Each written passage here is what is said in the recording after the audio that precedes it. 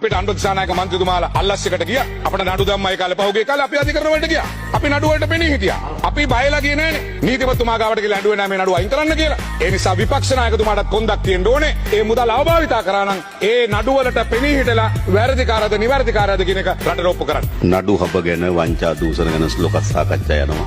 ඒ පැත්තෙන් මේ පැත්තට මේ පැත්තෙන් ඒ පැත්තට. හැබැයි කවදා හරි ඒ පැත්තෙන් මේ පැත්තට කරන වැඩෙත් මේ පැත්තෙන් ඒ පැත්තට කරන වැඩෙත් නතර නම් කරනවා.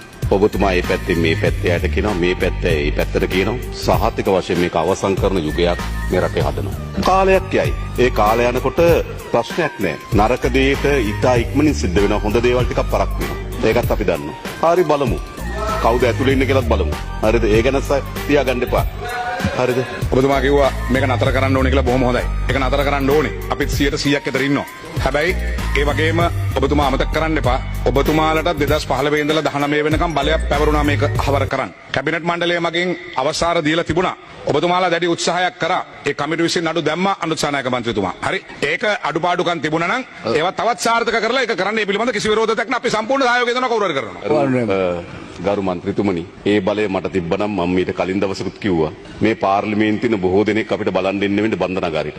ඒ බලය මට තිබුණේ නැහැ හරියට. තිබ්බනම් මම දන්නව කරන විදිහ.